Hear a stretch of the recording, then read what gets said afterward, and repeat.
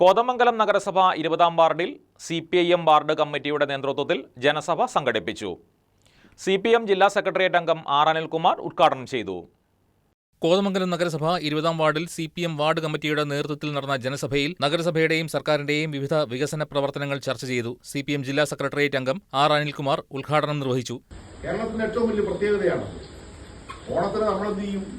ഒരു വീട്ടിൽ പായസം ഉണ്ടാക്കിയാൽ അടുത്ത് ക്രിസ്ത്യാനി താമസിക്കേണ്ട അവിടെ കൊടുക്കും, മുസ്ലിം താമസിക്കേണ്ട അവിടെ കൊടുക്കും. ക്രിസ്തുമസിന് അവിടെ കേക്ക് ഉണ്ടാക്കിയാൽ അല്ലെങ്കിൽ മറ്റെന്തെങ്കിലും സാധനങ്ങൾ ഉണ്ടാക്കിയാൽ തൊട്ടടുത്ത വീടുകളിൽ തരും. അത് തന്നെ മുസ്ലിം വിഭാഗത്തിന്റെയും ഉത്സവവേളകളിൽ അങ്ങനെ ചെയ്യും. പക്ഷേ ഇന്ന് ഉത്സവവേളകളെ പോലും വർഗീയവൽക്കരിച്ചുകൊണ്ട് ഉള്ള സമീപനം സ്വീകരിക്കാൻ വേണ്ടി വർഗീയവാദികൾ ഉറഞ്ഞു തുള്ളിക്കൊണ്ടിരിക്കുന്നു എന്നുള്ളത് നമ്മൾ കാണുന്നു. ആ വർഗീയവാദികൾക്ക് UDF എല്ലാ തരത്തിലുള്ള സഹായവും ചെയ്യുന്നു എന്നുള്ളതാണ് നമ്മൾ കാണുന്നത്.